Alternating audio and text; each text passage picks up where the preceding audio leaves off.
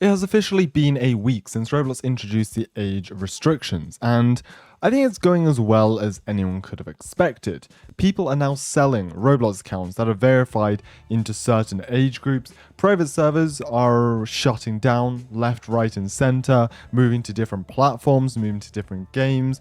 Majority moving to voice chat only and shifting everything onto Discord, and moderation has been made 10 times more difficult. So I think it's pretty fair to say, great Roblox update, no problems whatsoever, and everyone is happy. Okay, with that out of the way, let's move into today's video. And today I wanted to talk about ERLC updates that were, well, pretty quickly removed after they were added, some of which within the same day, added and removed from the game and never seen again. Because I feel like it's a pretty interesting topic, and there's some quite cool updates here that, well, we only got to experience for a few hours. Now, I want to start off with weapon slings, or gunslings, whatever you want to call them. Now, this is quite a niche one, because unless you were playing ERLC on the 15th of December 2024, you won't even have remembered this was in game. Now, for a bit of backstory, gunslings were added with the 2024 Winter/Christmas update. But interestingly enough, you will not find it listed anywhere on the dev forums, announcements, nowhere was it listed. It almost felt like an afterthought or something that slipped into the update, whereas it shouldn't have been released because it was removed from the game less than 24 hours after it was added. And we don't even have much footage to show you either. This is just a short on my channel just after the feature was removed from the game and after people realized it was a thing, but it was quite buggy. You could have multiple civilian weapons equipped at the same time, which was quite funny, but made it very overpowered. And the gun was kind of just hovering on your back. There was no actually strap holding it. So yeah, that's the reason why it was removed. It wasn't finished, and I guess it just snuck into the update and no one noticed, even the developers. Kind of strange one, to be honest, but we haven't had any developer speak of the issue since, so it's kind of been forgotten. So next up, I feel like a lot more of you are going to have heard of this, and this was the apartment building that was added right here. Yes, ERLC did actually have an apartment building in the game for about 15 minutes at 4 AM on November the 11th, 2024. Now, thankfully, we do have plenty of footage actually to show you. No videos, but plenty of pictures that were recovered from the PRC Discord. And you can clearly see it has a pretty nice lobby. We've got a detailed roof with water tower, access, and some sort of drum or bin in the corner, I guess. It had detailed stairs on the exterior like you see in townhouses. Honestly, it looked like a very nice interior and a very nice building overall. But eventually it was removed, basically about 10 to 15 minutes after, when the devs realized. Now, I believe the reason why this ended up in game was basically a bit of miscommunication. ERLC had just had 1 billion visits, and they were using that plot of land for a bit of a celebration, where they had an exclusive car and plate you could claim. Now, when they published the next update to remove that event place, I'm guessing they didn't realize that they were also developing an apartment building or something. Crywing did release a small message saying, remove that building, shouldn't have been included, we were testing optimized buildings a few days ago.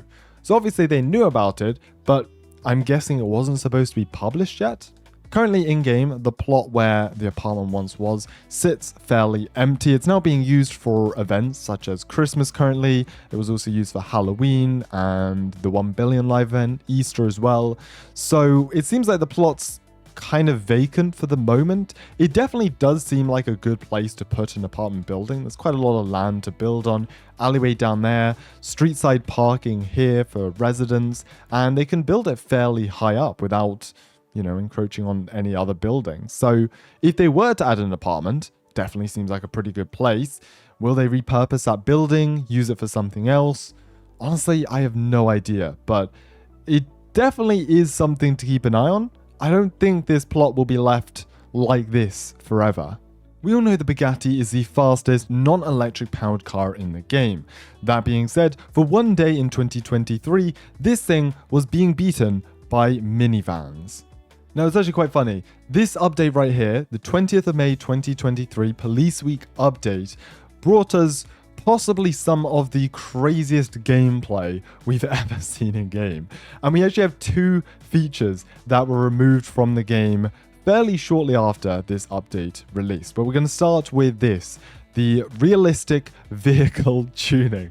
And oh my, was it not realistic at all.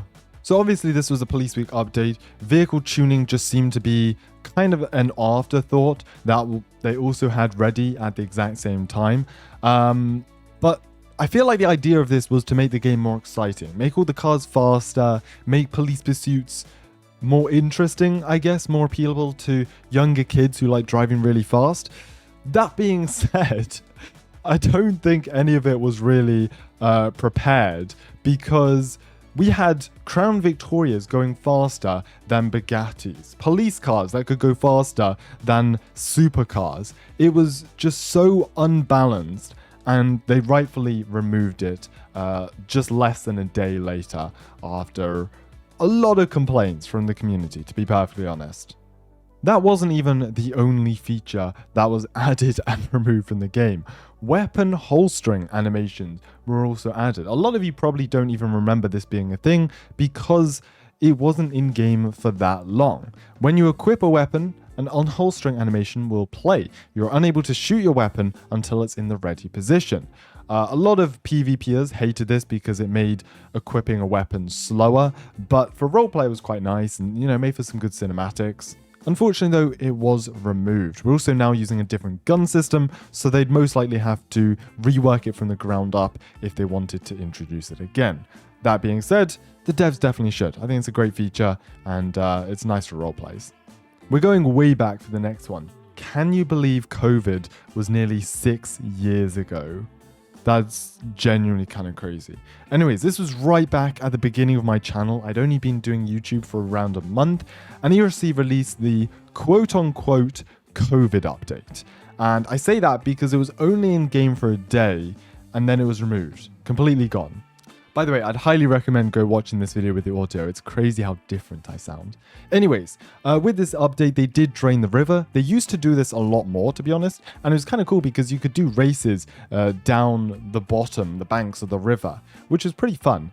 Anyways, the main part of the update brought a bunch of signs around the hospital, told you to social distance. If you went into the hospital, you could actually grab a face mask, and they put up like the plastic or perspex screens everywhere, essentially to keep people safe. They added new hospital uniforms, kind of like suits, those lab coat sort of things.